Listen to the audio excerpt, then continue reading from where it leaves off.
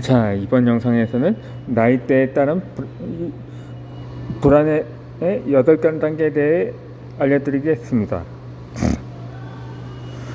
이것은 극단적인 예시입니다만 첫 번째로 의사와 같이 말하는 의사는 거의 없을 것입니다. 무엇보다 불안을 감소시키는 데 도움이 되는 약은 있지만 완벽하게 삭제할 약은 없습니다. 설사 그런 약이 있다고 해도 두 번째 의사와 대화하고 싶다고 느꼈다면 우선 축하할 부분입니다. 당신은 아직 인간성을 잃지 않았으며 불안에 대해 어느 정도 이해가 있는 사람입니다. 인간은 숨만 쉬며 지내도 불안이 저절로 생겨나기 때문에 일시적으로 불안을 없애주는 약은 결국 근본적인 해결책이 될 수가 없습니다. 그 사실을 뒷받침하는 이론적인 근거도 있습니다. 인간 발달 분야에서 숱하게 인용되는 학자 에리슨에 따르면 인간은 생애 동안에 8단계에 걸쳐 정체성의 위기를 맞습니다. 나이를 먹어가면서 각 단계의 발달 과제를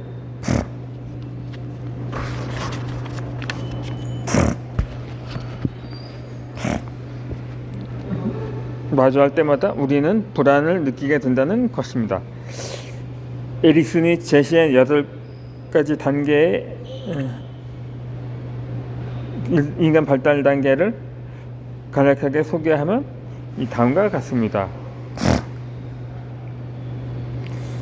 1단계로는 신뢰에 대해 불신입니다. 이 연령별로는 신생아에 해당하는 출생부터 1살 때까지를 이르는데 이에 발달 과제로는 출생 후에 1년 동안 타인에 대한 신뢰를 경험하는 시기로, 이 시기에 타인에 대한 건강한 신뢰를 경험하지 못하면 이후에 타 및 세상을 불신하게 됩니다. 이 두 번째 단계로는 자율성 대 수치심입니다. 이는 영아기인 1살부터 3살까지 해당이 되는데, 이 과제로는 신경계의 발달로 걷기 시작하고 배변 조절을 연습하는 시기로 스스로 선택하고 행동하는 행동을 통해서 자율성을 경험합니다. 이 시기에 건강한 자율성을 경험하지 못하면 수치심을 느끼게 됩니다. 이 세 번째 단계는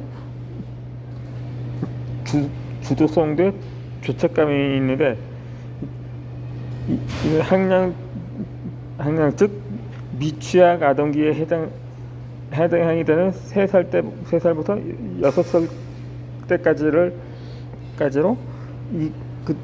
이 과제는 언어를 능숙하게 구사하면서 활동성이 높아지는 시기로 자신이 정한 목표를 달성하는 것에 관심이 많아집니다.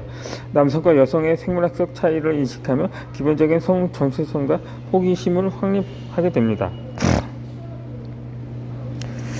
네 번째 단계는 근본성 대 열등감으로, 여기는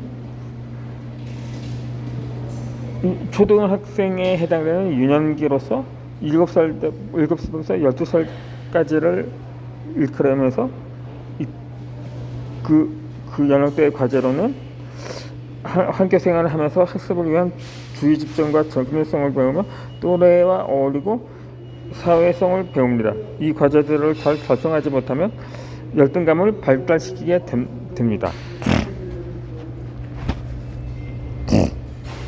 다섯 번째 단계는 정체감 대 정체감 흥미로서, 이 시기는 청소년기로 13살부터 18살까지의 과제로는 2차 성징으로 인한 급격한 생리주기난을 겪는 시기로, 더 이상 아이가 아니지만 아직 어른도 아닌 시기로 자아 정체감을 확립하기 시작합니다.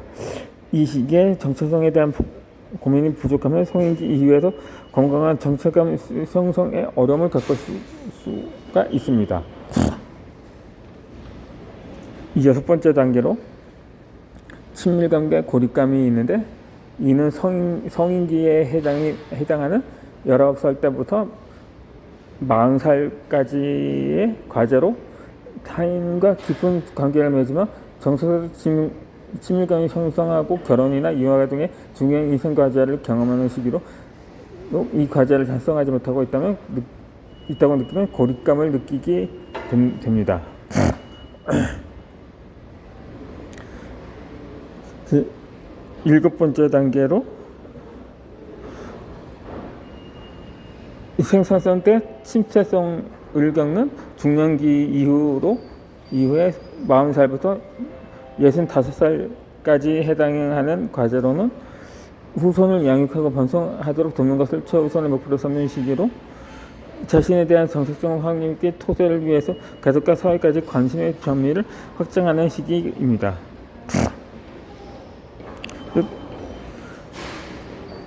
여덟 번째 단계로 성합성대 절망감에 해당되는 장년기부터 이제 노년기에 이르는 65살 이상의 시기로 그 과제는 심리적이고 영적인 여성성의 관심을 가지는 시기로 자신이 살아온 인생에 대해 긍정적으로 평가하지만 각 시기에 과제를 잘 이루지 못했다고 느낄 경우에 절망에 빠질 수가 있습니다. 이렇게 우리는 살아가는 삶에 이토록 중요한 과제들이 많았다니 일단 짚고 넘어가자면 이것이 반드시 모든 사람이 겪어야 하는 법칙은 아닙니다. 인간 발달 과정에 깊은 관심을 가졌던 한 학자가 정리한 경향성일 뿐입니다. 확실한 것은 인간으로 살아가는 삶은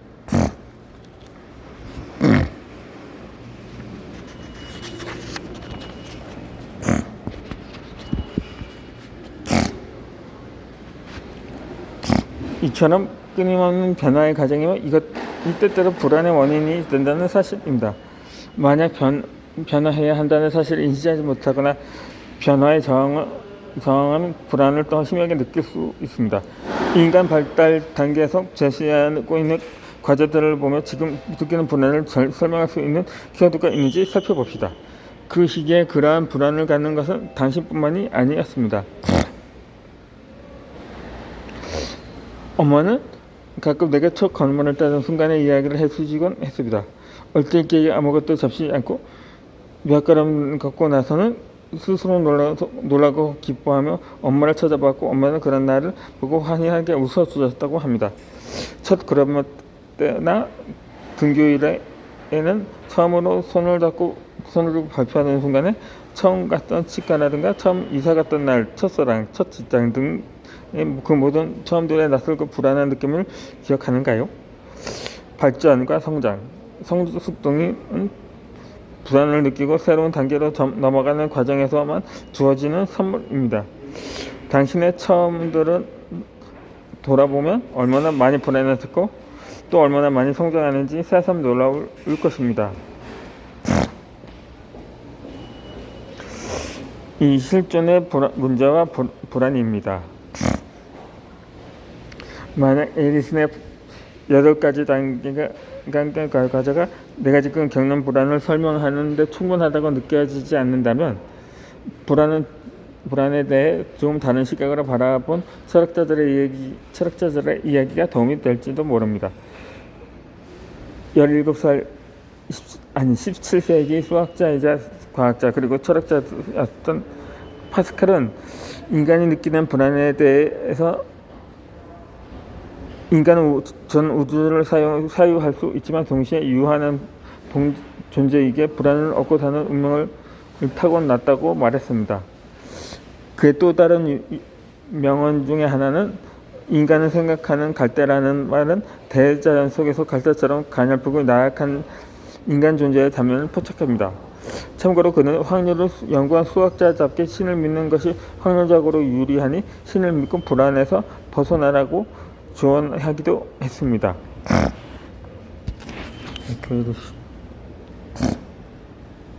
실존주의 철학의 아버지라 불리는 케로그는 과학이 인간을 행복한 미래로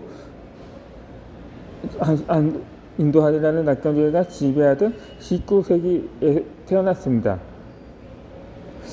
그는 이성과 논리, 과학 법칙으로 결코 해결될 수 없는 삶의 문제, 즉 과학의 세계가 잃어버린 내면적 삶의 가치와 주체성의 문제에 주목했습니다. 키에르케고르는 인간이 불안과 절망을 통해서 자기의 진정 모습을 명확히 안다고 보았습니다. 이 불안은 인간에게 주어진 자유에서 오는 것이기 때문입니다. 그는 또 사람이 짐승이거나 천사였으면 불안을 느끼지 못할 것이라면서 사람은 짐승이면서 천사이기 때문에 불안을 느낄 수 있고 불안이 클수록 더 위대한 사람이라고 말했습니다. 이 존재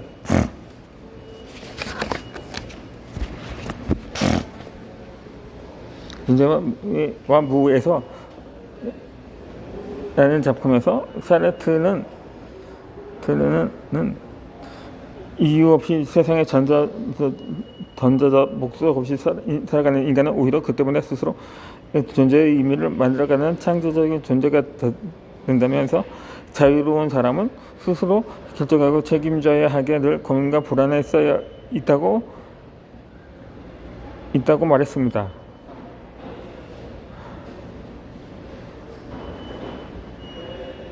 샤르트르의 말에 따르면 삶에는 정해진 의미나 가치가 없습니다. 다만 우리가 부여하는 가치만 있을 뿐이죠. 생트치베리 어린 왕자에서도 어린 왕자는 자신이 특별하게 생각했던 장미가 지구와 보니 흔하게 있는 것을 보고 충격을 받았습니다. 여호와는 그에게 내지 장면을 구체로 소중히 만든 것, 그것을 네게 바치는 시간들이라고 말했습니다. 당신의 삶에서 소중한 것, 당신의 장미는 무엇인가요?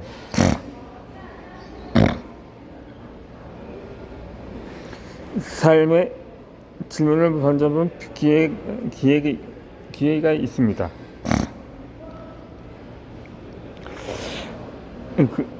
그것은 삶을 소중하게 만드는 것과 그리고 삶에서 소중한 것에 대한 문제의 불안에 절대 빠지지 않는 강조입니다.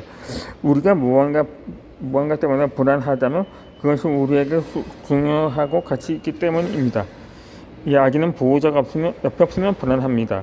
그의 존재가 자신의 생존에 몹시 중요하기 때문입니다. 이번 시험에 합격하지 못할까 불안하다면 시험에 합격하는 것이 나의 가치를 입증하는 데 중요하기 때문입니다. 좋은 바피를 만나지 못할까봐 불안하다면 결혼과 새로운 가정을 꾸리게라는 문제가 내가 중요하기 때문이고 지구 반대편의 폭설 예보는 어떨까요? 사상자가 나오지 않길 바라며 앞으로의 기후 문제가 걱정스럽긴 하겠지만 솔직히 당장 우리가 불안에 떨지는 않을 겁니다.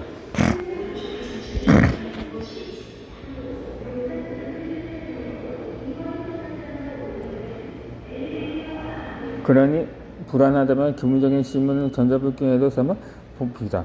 불안한 마정은 불안하게 물어봅시다. 왜 불안한 걸까? 원하는 게 뭐냐고 말하면서 내가 여기에서 무엇을 배우기 원하냐고 질문해 봅니다. 불안과 대화하는 것이 처음에는 쉽지 않을 수가 있습니다. 불안이 그간지 세계적인 존재가 아니니까 하지만 불안은 진실한 친구입니다. 불안에는 거짓이 없습니다.